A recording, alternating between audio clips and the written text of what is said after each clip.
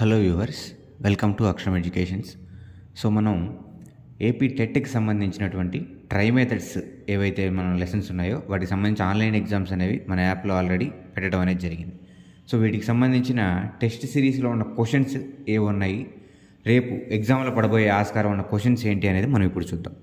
So అందులో భాగంగా first chapter అయినటువంటి స్వభావం పరిధి అనే టాపిక్లో క్వశ్చన్స్ అనేవి మనం చూస్తున్నాం. సో బేసిక్గా స్వభావం పరిధి ఈ టాపిక్ ఏదైతే ఉంటుందో దీంట్లో మనకి ట్రై మెథడ్స్లో భాగంగా 3 లెసన్స్ ఉంటాయి. అంటే 3 సబ్జెక్ట్స్ ఉంటాయి. గణితం, సైన్స్, సోషల్ 3 ఉంటాయి. సో ఈ మూడిటి గురించిన స్వభావం అలానే పరిధి గురించి మనం ఈ వీడియోలో చూడబోతున్నాం. రైట్. సో ఫస్ట్ క్వశ్చన్ చూస్తే, సో ఈ వీడియోలో మొత్తం మీద మనం 250 క్వశ్చన్స్ వరకు చూస్తామండి. వీడియో కొంచెం లెంగ్త్ ఎక్కువగానే ఉంటుంది, అయినా కానీ కంటిన్యూ చేయండి. రైట్. ఎందుకంటే దీని నుంచి క్వశ్చన్స్ పడే ఛాన్స్ కన్ఫామ్గా ఉంటుంది. ఈ వీడియో చివరిలో మనం ప్రీవియస్ ఇయర్ క్వశ్చన్స్ కూడా డిస్కస్ చేసుకుంటాం. ప్రీవియస్ టెట్, డిఎస్సిలో అడిగిన క్వశ్చన్స్ కూడా మనం చూస్తాం. రైట్.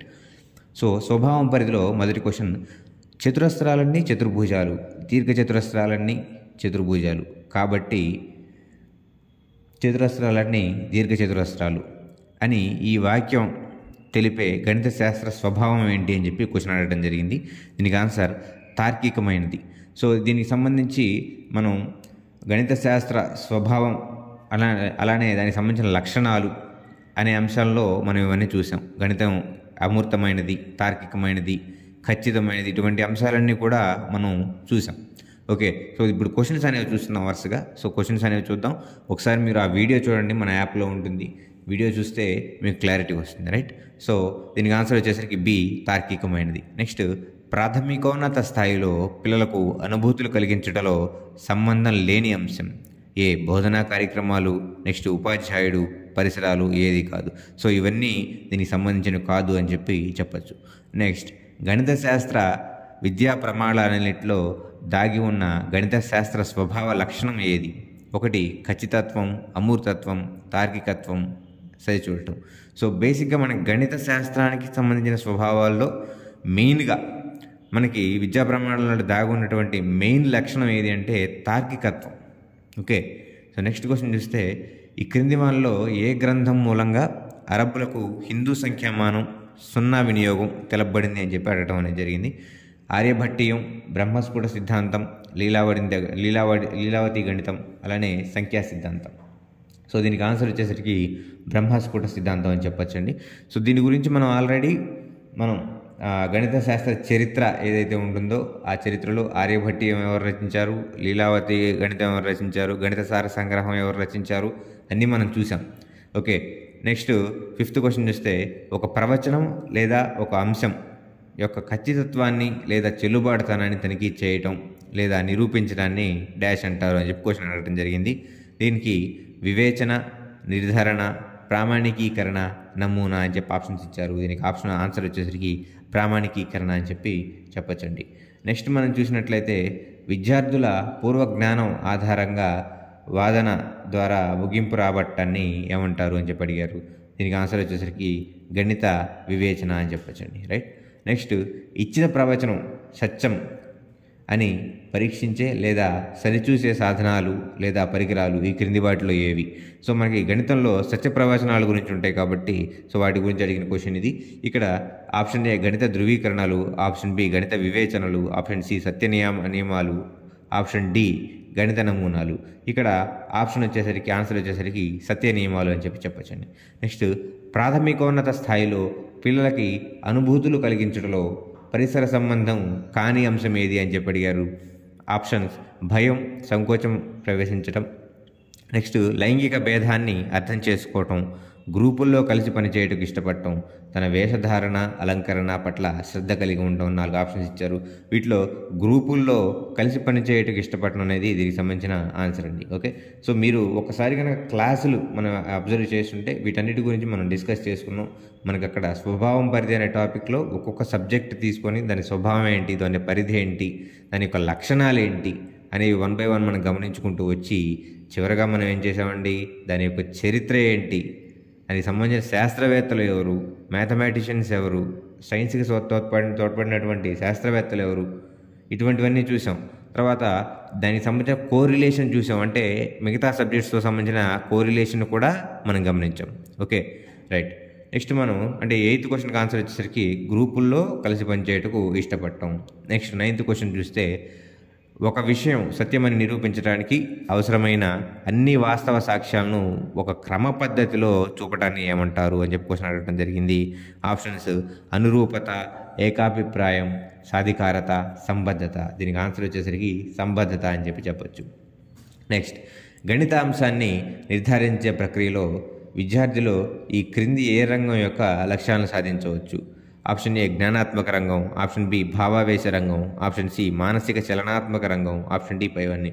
సో ఈ జ్ఞానాత్మక, భావావేశ ఈ లక్ష్యాలు ఏవైతే ఉన్నాయో వీటి గురించి కూడా మనం మన టాపిక్లో డిస్కస్ చేసుకున్నాం.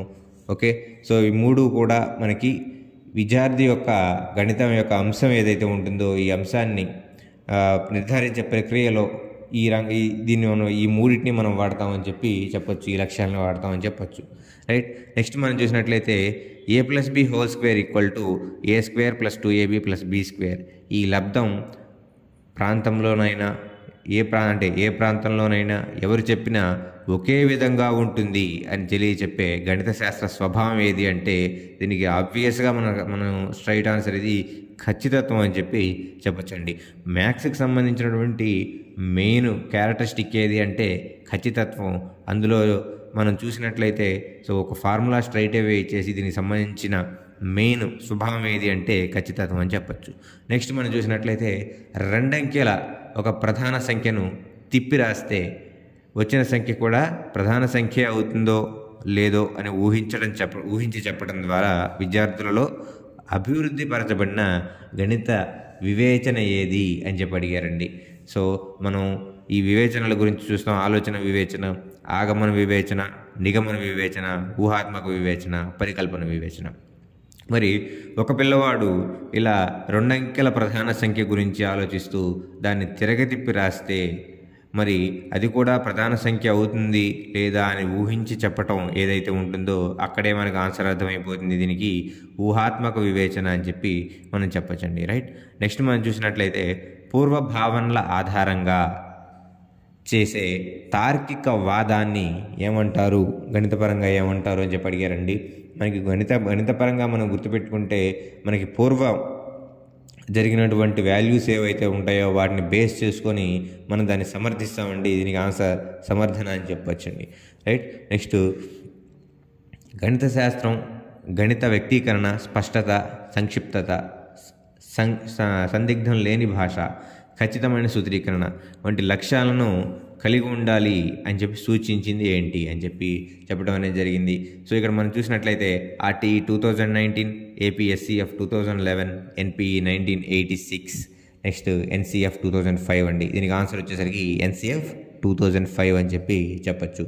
అంటే బేసిక్గా గణిత శాస్త్రం అనేది బేసిక్గా మనకి ఖచ్చితత్వమైనది, అలానే స్పష్టత, ఎటువంటి సందిగ్ధత లేని భాష లేనిదని చెప్పుకోవచ్చు అండి గణితం అనేది. సో ఇలా ఉండాలి గణిత భాష అని చేసినటువంటి ఫ్రేమ్వర్క్ ఏదంటే NCF 2005 అని చెప్పచ్చండి. రైట్. నెక్స్ట్ మనం చూసినట్లయితే సత్యాలవుతాయో కావో తెలియని ప్రవచనాలని గణితపరమైన సంబంధాల ఆధారంగా అవి తాత్కాలికంగా సత్యాలవుతాయి అనుకోవటాన్ని ఏమంటారు?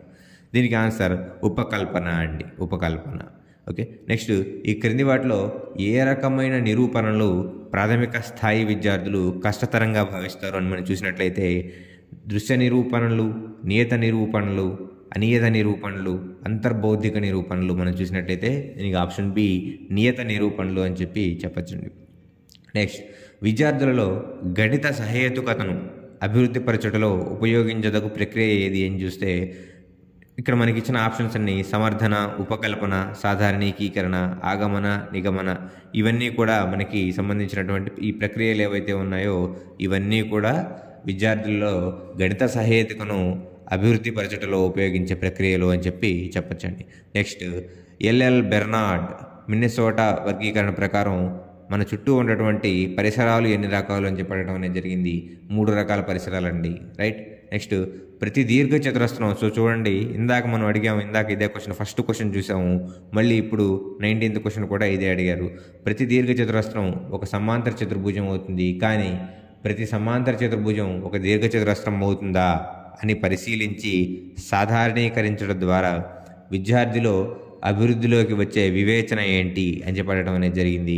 అమూర్త వివేచన, నిగమన వివేచన, ఆగమన వివేచన, సాధారణీకరణ వివేచన అని చెప్పి అడిగారండి. దీనికి ఆన్సర్ సాధారణీకరణ వివేచన అని చెప్పొచ్చండి.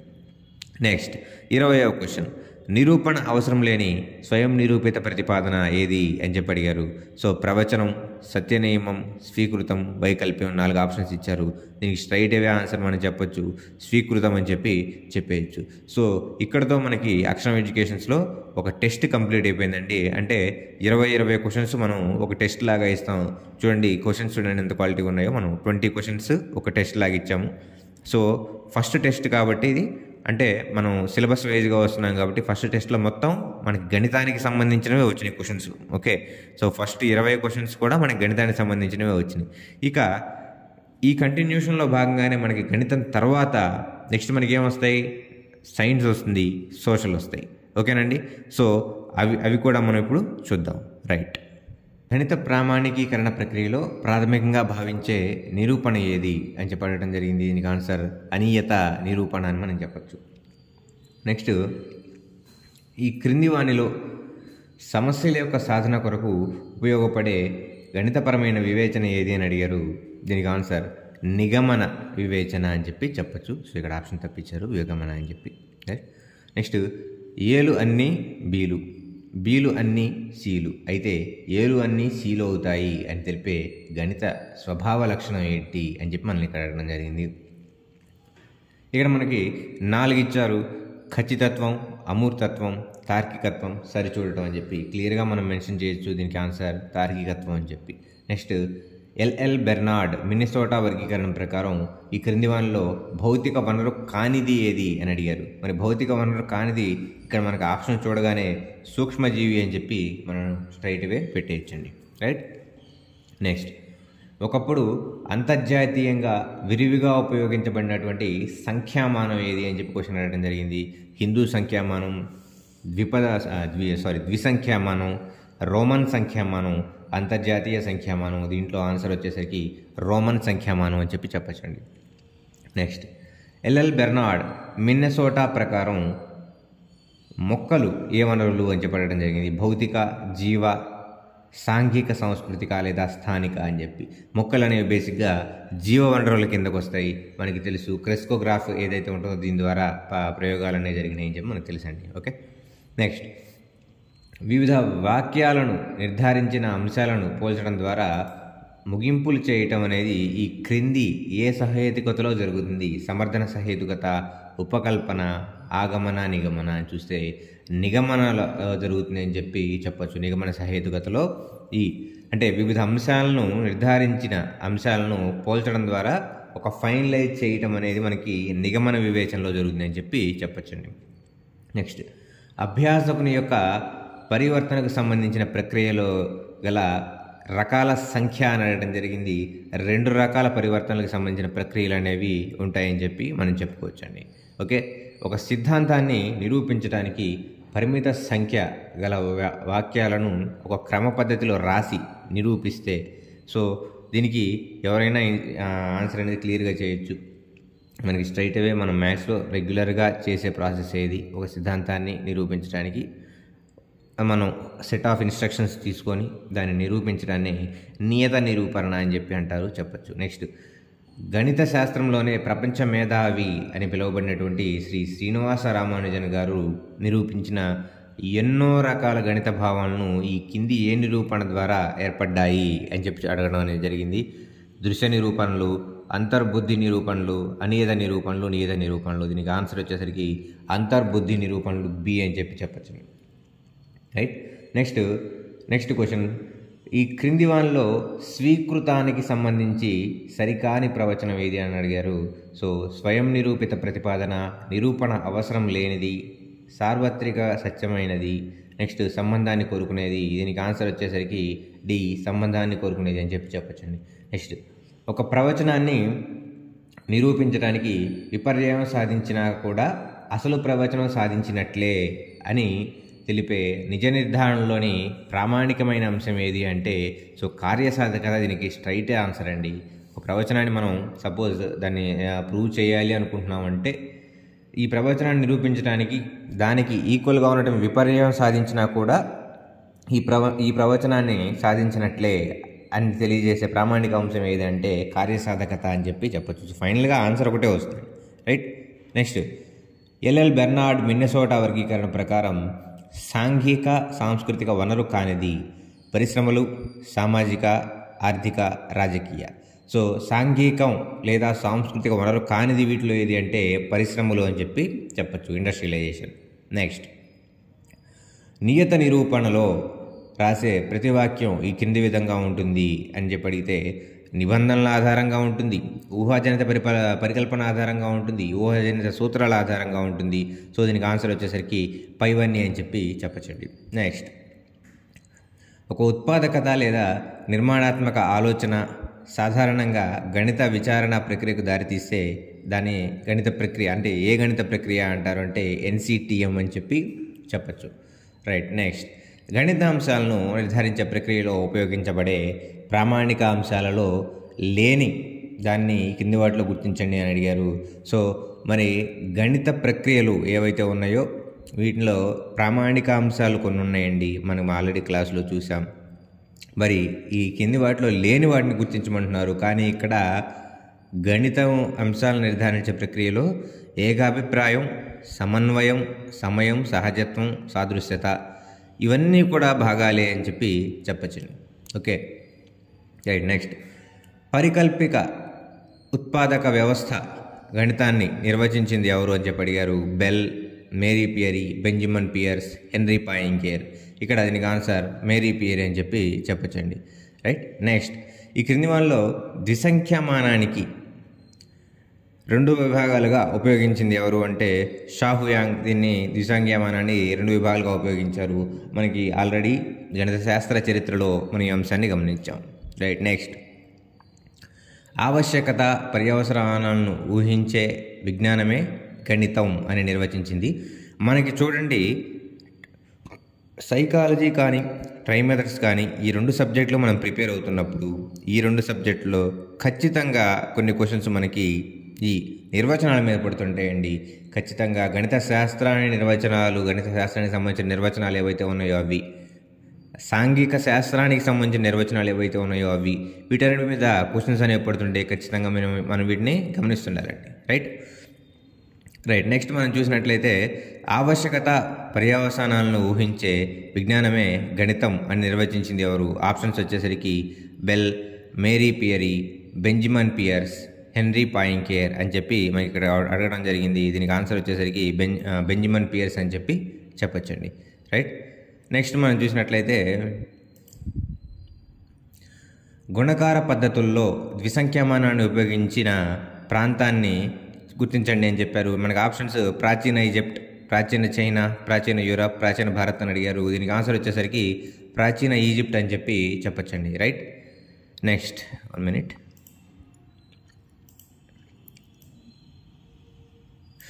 రైట్. నెక్స్ట్, మనం చూసినట్లయితే సామాజిక శాస్త్రాలలోని ముఖ్యమైన విభాగాలను గుర్తించి వాటన్నిటినీ కలిపి ఒక సమైక్యమైన కార్యక్రమం రూపొందించాలి అని సూచించింది ఎవరు? 10 సంవత్సరాల విద్యా ప్రణాళిక 1975 దీనికి ఆన్సర్ అండి, స్ట్రైట్ అవే. సో మనం దీని గురించి చరిత్ర కరెక్ట్గా గమనిస్తే దీనికి ఈజీగా ఆన్సర్ చేయొచ్చు, రైట్. నెక్స్ట్ క్వశ్చన్, చైనాలో ఏ శతాబ్దంలో ద్విసంఖ్యామానాన్ని ఉపయోగించినటువంటి ఆధారాలు అనేవి కలవు అని చెప్పారు క్వశ్చన్ అనేది అడగడం జరిగిందండి. సో దీనికి ఆన్సర్ వచ్చేసరికి 9వ శతాబ్దంలో ఇక్కడ ద్విసంఖ్యామానానికి సంబంధించినటువంటి ఆధారాలు ఉన్నాయని చెప్పి చెప్పచ్చండి, రైట్. నెక్స్ట్, మనం చూసినట్లయితే నెక్స్ట్ క్వశ్చన్, చరిత్ర, భూగోళం, పౌరశాస్త్రం పుస్తకాలని విద్యార్థులకి వేరువేరుగా రూపొందించాలి. ఎందుకంటే వాటిలో ఉన్న టాపిక్స్ డిఫరెంట్గా ఉంటాయి, విద్యార్థులకి నీట్గా అర్థం అవ్వాలి, మనకి చెప్పే విధానం కూడా కరెక్ట్గా ఉండాలి అని చెప్పినటువంటి ఈ పుస్తకాలను వేరువేరుగా రూపొందించినటువంటి కమిటీ ఏది అంటే జాతీయ విద్యా శిక్షణ పరిశోధన మండలి, జాతీయ విద్యా శిక్షణ పరిశోధన మండలి అని చెప్పి చెప్పచ్చండి. Option B, right.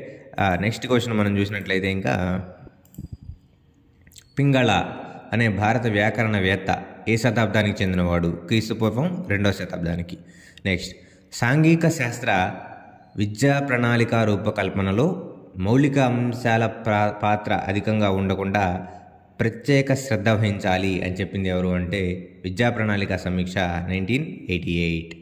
నెక్స్ట్, భారత వ్యాకరణవేత్త అయినటువంటి పింగళుడు ఛందస్సు, పద్యరీతులు అనే అంశాల్లో ద్విసంఖ్యామానాన్ని ఈ క్రింది విధంలో దేని విధంగా ఉపయోగించాడు అంటే 2 నుంచి 2^26 వరకు ఉపయోగించడం జరిగింది అని చెప్పి చెప్పచ్చు. నెక్స్ట్, సాంఘిక శాస్త్ర విద్యా ప్రణాళిక సమగ్రంగా ఉండాలి కానీ అధిక సమాచారంతో విద్యా ప్రణాళిక భారాన్ని మోపకూడదు అని పేర్కొంది ఎవరు అంటే మనకి ఇక్కడ NCF 2000 చెప్పడం అనేది జరిగిందండి.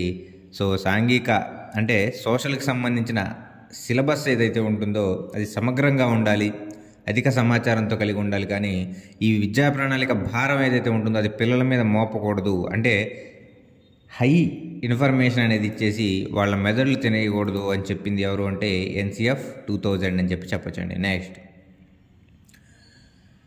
అక్షరాలని లఘువు, గురువు అనే 2 మాత్రలుగా వర్గీకరించిన చందోనియమాలను రూపొందించింది ఎవరు అంటే పింగళుడు అని చెప్పి చెప్పచ్చు, రైట్.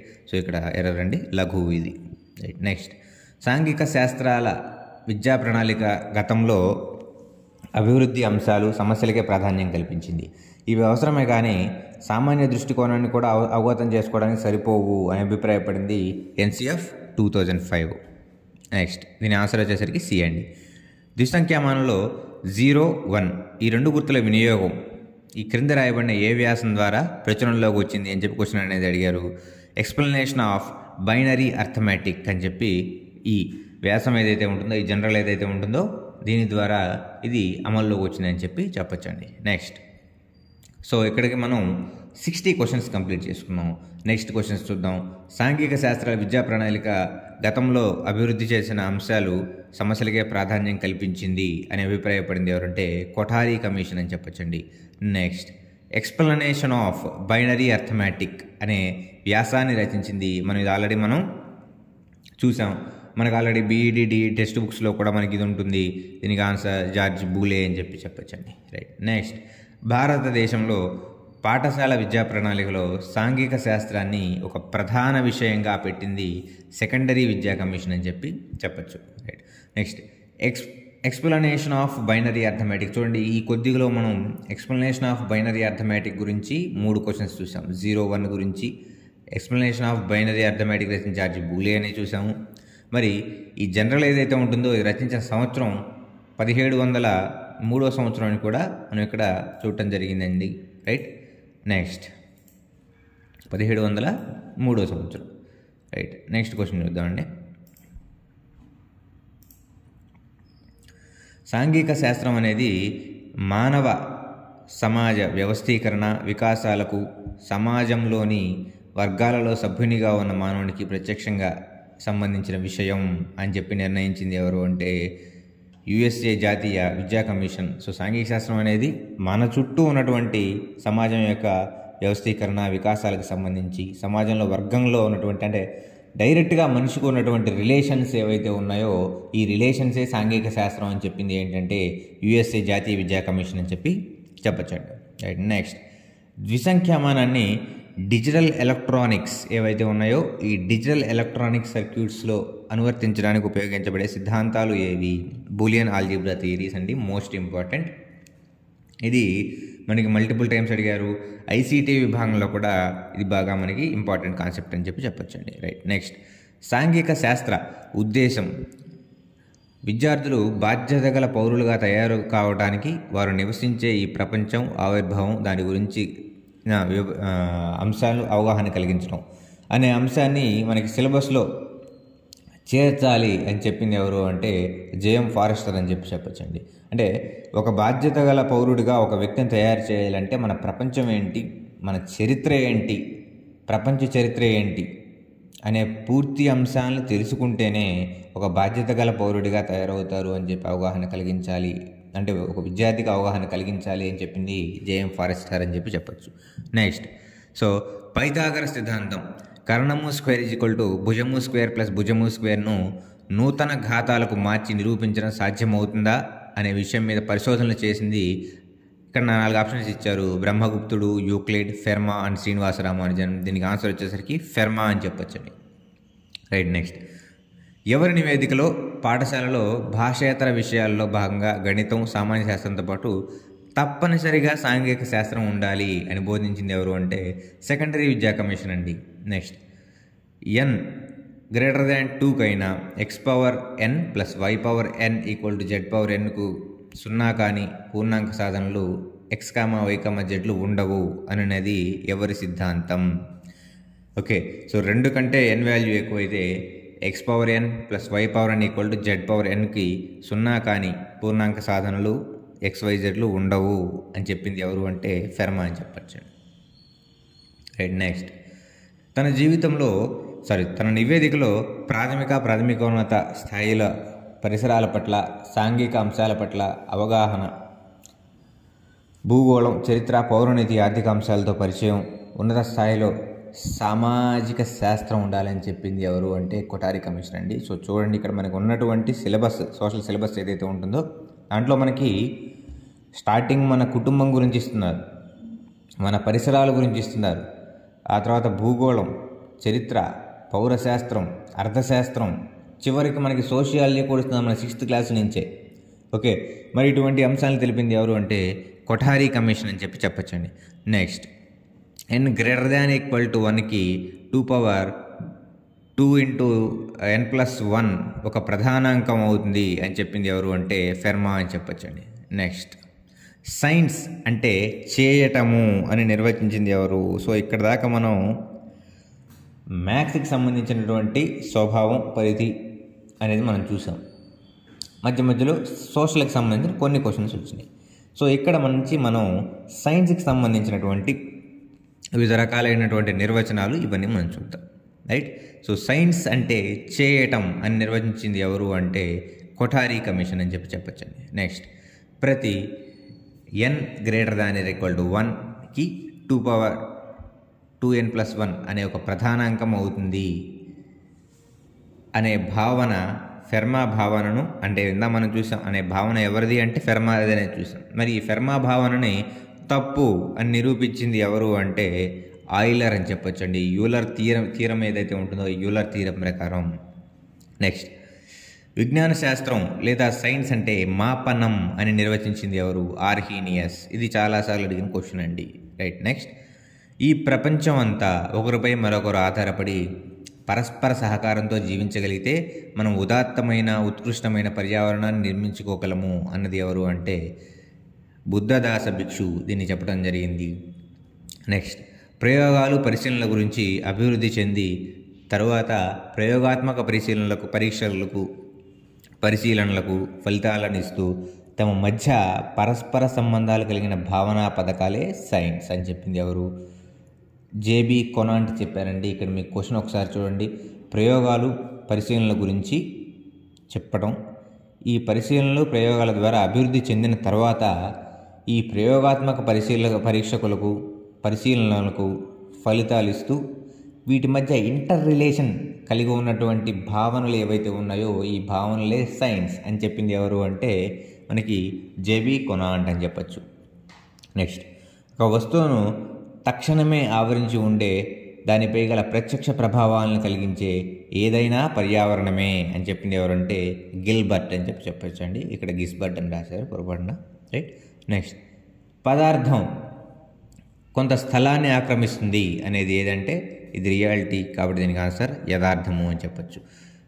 జీవితాన్ని, స్వభావాన్ని, ప్రవర్తనను, వృద్ధిని, వికాసాన్ని, పరిణితిని ప్రభావితం చేసే అన్ని బాహ్య శక్తులను, ప్రభావాలను, పరిస్థితులను వివరించేదే పరిసరాల విజ్ఞాన శాస్త్రం అని చెప్పింది ఎవరు అంటే డగ్లస్ మరియు హోలాండ్ ఇద్దరు చెప్పడం జరిగింది. నెక్స్ట్, వేడికి గాలి వ్యాకోచం చెందుతుంది అని మనం అభిప్రాయపడటం అనేది యథార్థం, ఇట్స్ రియాలిటీ. రైట్. నెక్స్ట్, పరిసరాల అధ్యయనాన్ని ఒక సబ్జెక్టుగా బోధించాలి అని చెప్పింది ఎన్పిఈ 1986.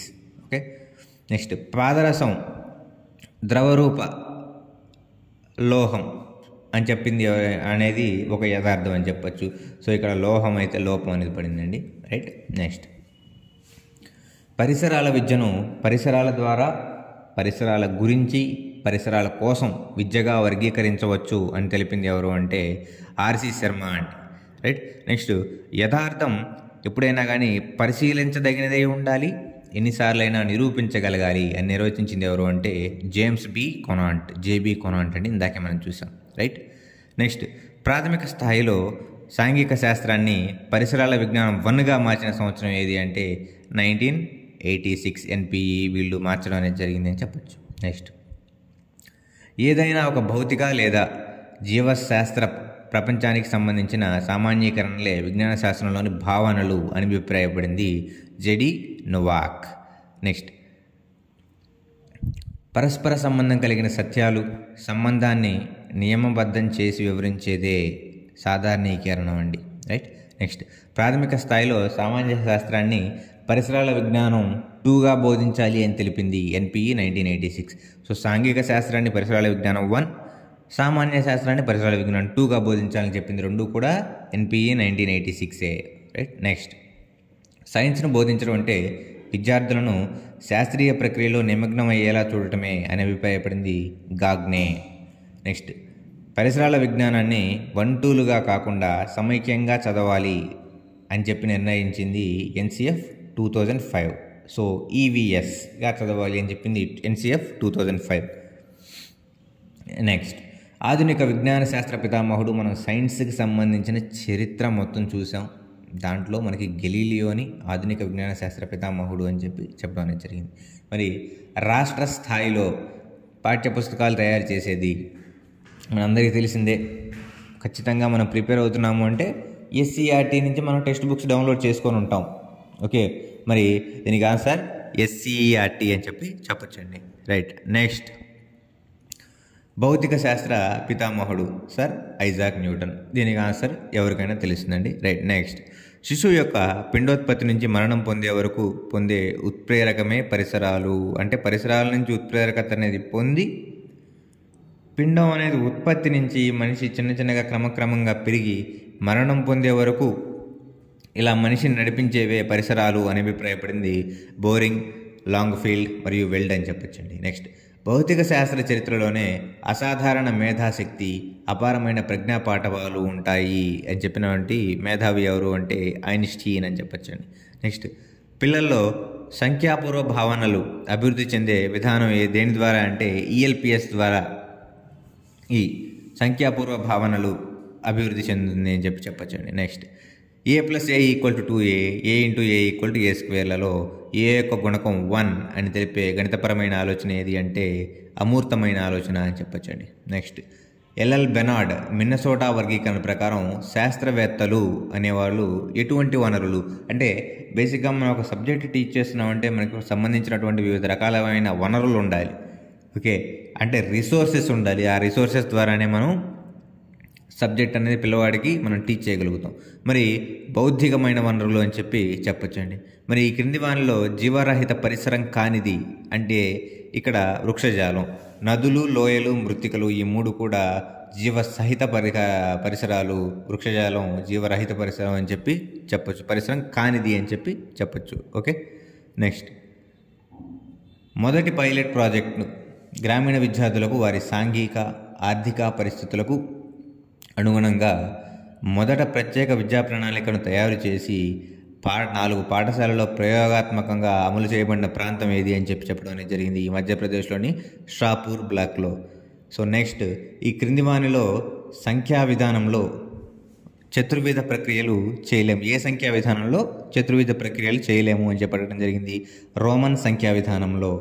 నెక్స్ట్ ఈ క్రింది వానిలో పాఠశాల విద్యలో పరిసరాల విజ్ఞానం 2 ప్రవేశపెట్టడం ఆధారమైన ప్రణాళిక సూత్రాలు ఏవి అంటే పరిసరాల అధ్యయనం, పరిసరాల పరిరక్షణ, పరిసరాలను తెలుసుకోవటం ఈ 3 కూడా ప్రణాళిక సూత్రంలో భాగాలే అని చెప్పి చెప్పొచ్చు. నెక్స్ట్ సంఖ్య విశ్వశాసనకర అనే సంఖ్యలను అభివర్ణించినది ఎవరు? పైథాగరస్.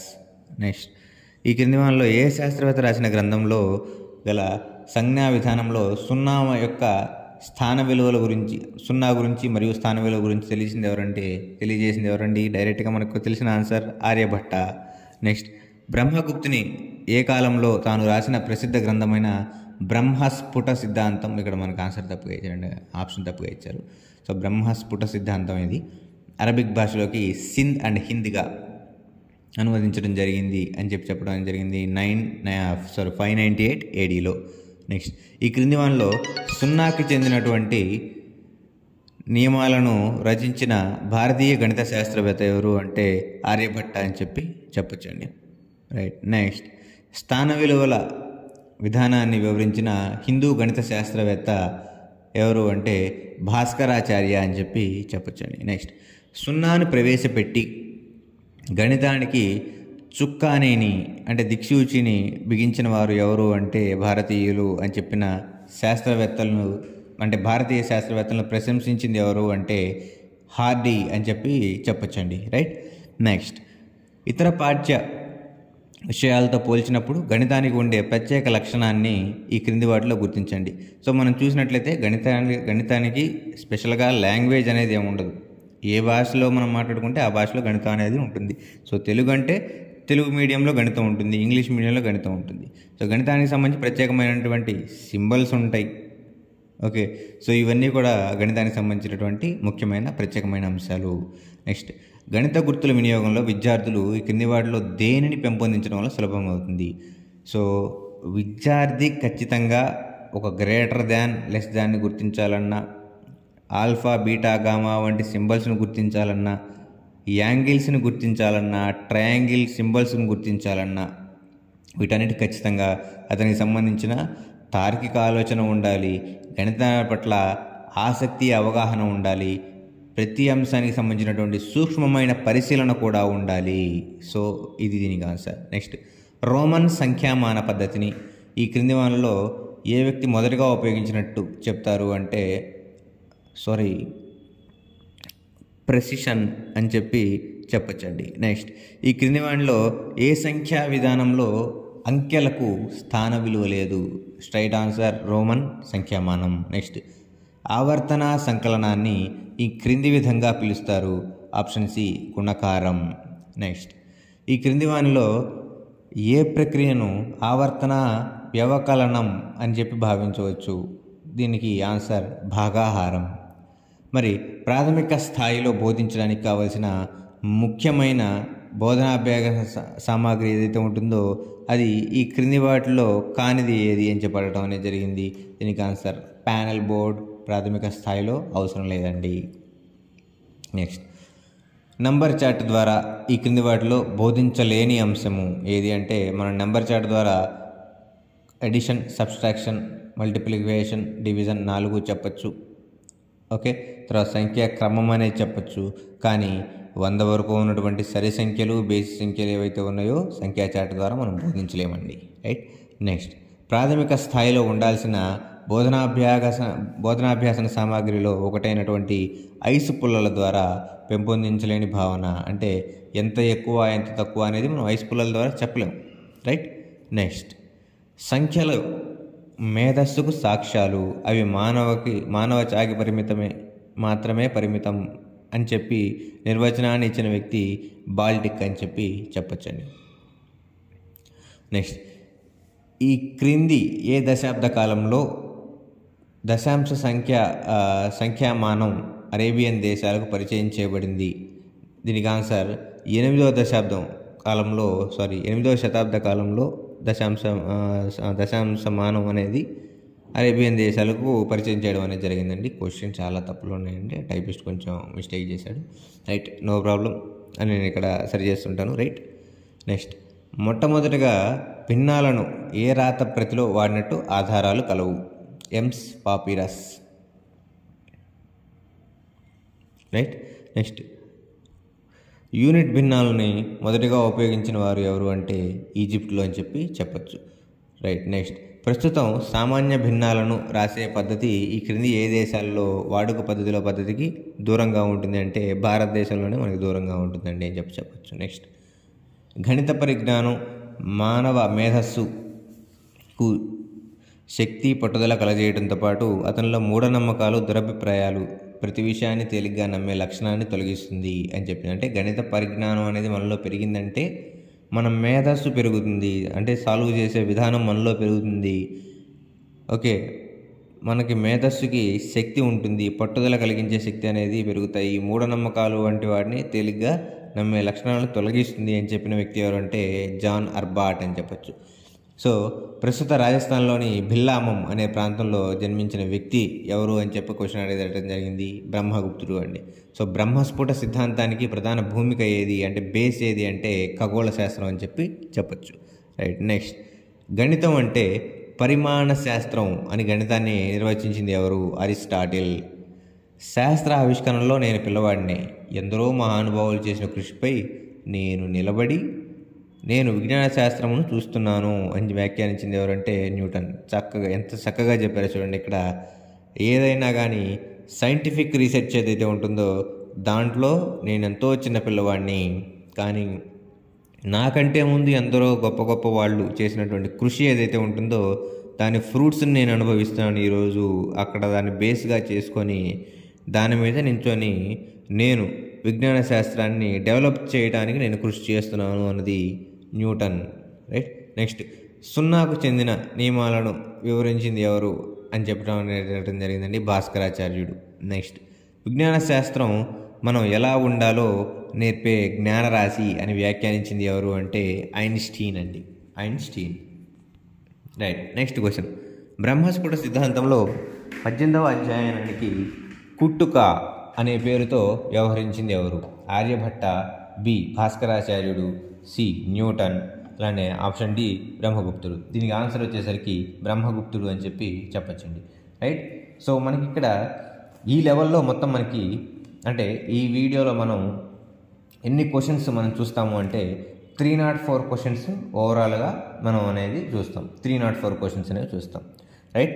సో ఇప్పటి వరకు మనం కంప్లీట్ చేసుకున్న క్వశ్చన్స్ నియర్లీ 100 క్వశ్చన్స్ అయితే మనం కంప్లీట్ చేసుకున్నామండి. రైట్. 120 క్వశ్చన్స్ అయితే మనం కంప్లీట్ చేసుకున్నాం. రైట్. నెక్స్ట్ ఇక్కడ 121st క్వశ్చన్, ఇది బ్రహ్మస్ఫుట సిద్ధాంతంలో 18వ అధ్యాయానికి కుటుక అనే పేరుతో వ్యవహరించింది ఎవరు అంటే డి బ్రహ్మగుప్తుడు అని చెప్పచ్చండి. నెక్స్ట్, విజ్ఞాన శాస్త్ర అన్వేషణకు యావత్ భౌతిక విశ్వం ముడి పదార్థమే, కేవలం విశ్వం ప్రస్తుత స్వరూపమే కాదు, దాని పూర్వ చరిత్ర కూడా అందులో ఉన్నటువంటి జీవ ప్రపంచమే అని చెప్పింది ఎవరు అంటే కార్ల్ పియర్సన్ చెప్పడం అనేది జరిగిందండి. రైట్. నెక్స్ట్, చైనాలో 6 బిట్ 3 బిట్ అనే పద్ధతిలో ద్విసంఖ్యామానాన్ని ఉపయోగించిన వ్యక్తి ఇచింగ్ అని చెప్పచ్చండి. నెక్స్ట్, సో ఇక్కడి నుంచి కొంచెం మనకి సాంఘిక శాస్త్రాలు దీనికి సంబంధించినటువంటి అంశాలు కూడా కొంచెం మిక్స్ అవుతుంటాయండి. సో సాంఘిక శాస్త్రం అనేది ఏ దేశంలో ఉద్భవించింది? అమెరికా. నెక్స్ట్, అంతరాళము సంఖ్యకు సంబంధించిన శాస్త్రము గణిత శాస్త్రం అని గణిత శాస్త్రాన్ని నిర్వచించింది ఎవరు అంటే గణిత నిఘంటువు అని చెప్పచ్చండి.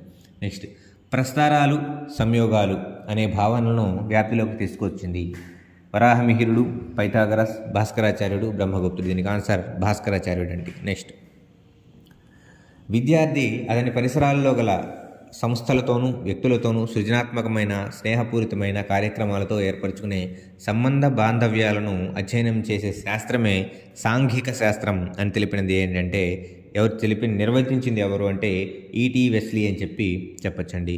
సో మనం 130 క్వశ్చన్స్ అయితే చూసాం, మరొక 20 క్వశ్చన్స్ చూద్దాం. సో ఈ స్వభావం పరిధి అనే టాపిక్ని మనం 2 పార్ట్స్గా డివైడ్ చేసుకుందాం. 1 అవర్గా అట్లా 2 టాపిక్స్గా డివైడ్ చేసుకుందాం. సో మనం 150 క్వశ్చన్స్ ఇందులో చూద్దాం, మరొక 150 క్వశ్చన్స్ సెకండ్ పార్ట్లో చూద్దాం. రైట్. నెక్స్ట్, ఏ అనేది ఒక ధనరాశి లేదా రెండు రాశి అయితే a+0 = a, a-0 = a, a × 0 = a, a/0 =∞ అని స్పష్టమైన వివరణలను మనకి గ్రంథస్థం చేసిన వ్యక్తి ఎవరు అంటే మనకు 4 ఆప్షన్స్ ఇచ్చారు. ఆర్యభట్ట, భాస్కరాచార్యుడు, బ్రహ్మగుప్తుడు మరియు యూక్లిడ్. దీనికి స్ట్రైట్ ఆన్సర్ బ్రహ్మగుప్తుడు అని చెప్పచ్చండి. రైట్. నెక్స్ట్, పాఠశాల అనేది సూక్ష్మ రూపంలో ఉన్నటువంటి భారతదేశం అని చెప్పి ఎందుకు అన్నారు? సో ఇక్కడ అన్ని రకాల వైవిధ్యాలు ఉన్నప్పటికీ ఐకమత్యంగా జీవిత తత్వం అలవరుతుంది అని చెప్పింది ఎవరు అంటే Mahatma Gandhi.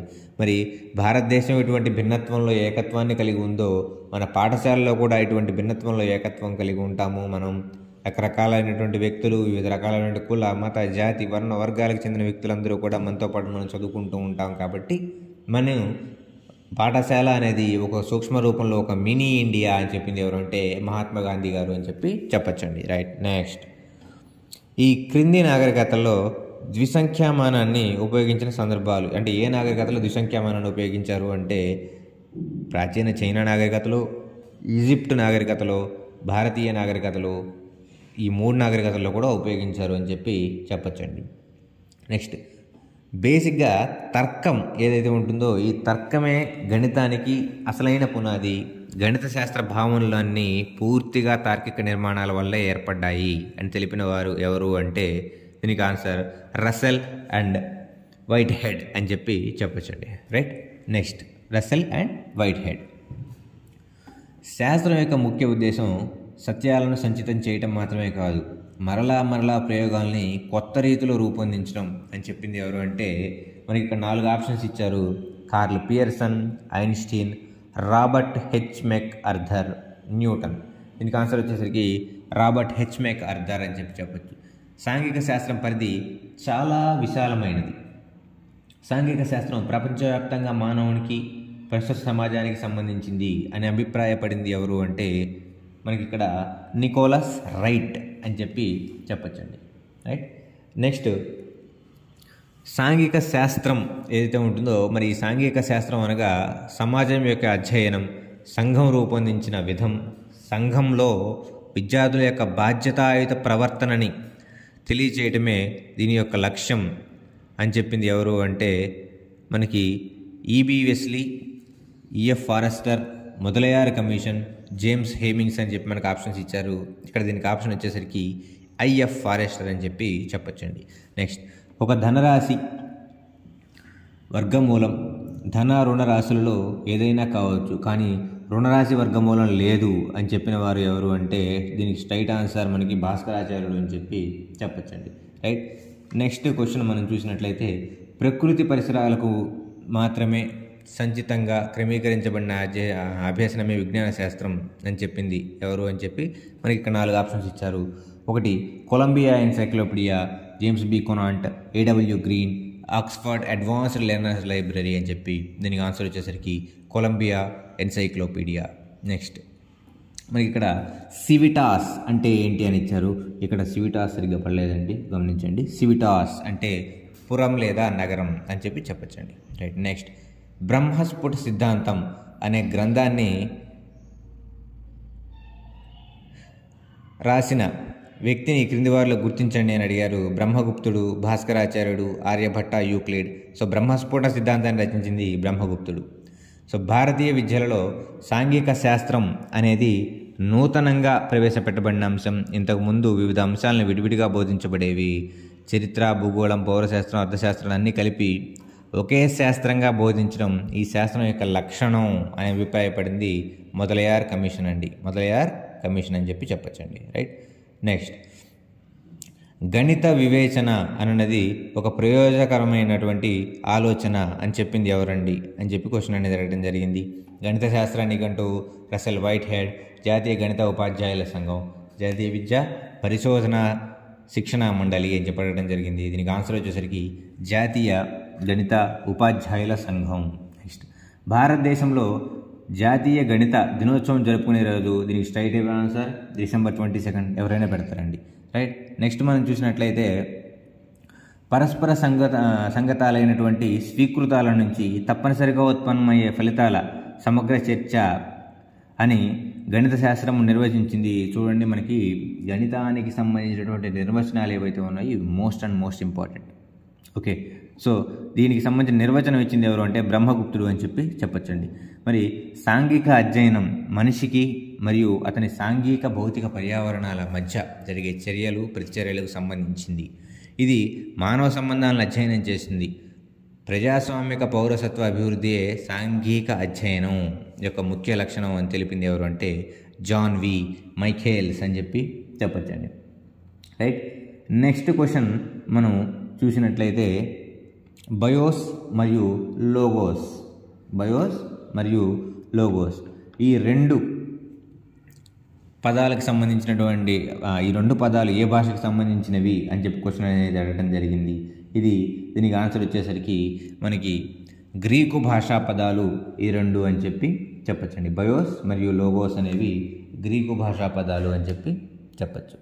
Right, next question మనం చూసినట్లయితే జీవశాస్త్రమునకి పేరు పెట్టినది ఎవరు అని చెప్పి క్వశ్చన్ అనేది అడగడం జరిగింది.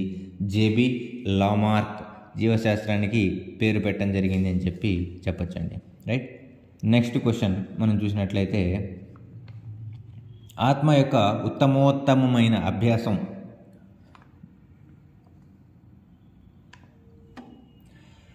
ప్రపంచం వృత్తులన్నింటిలో చక్కనిది అనే ప్రవచనంతో గణిత సంబంధం కలిగినటువంటి వ్యక్తి ఎవరు అంటే పాస్కల్ అని చెప్పి చెప్పొచ్చండి.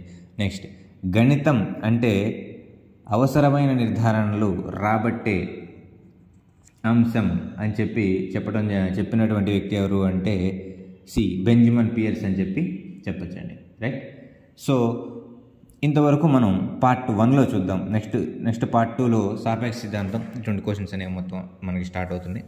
సో పార్ట్ 2లో మనం మిగతా అంశాలను చూద్దాం. సో ఇంతవరకు పార్ట్ 1 అండి.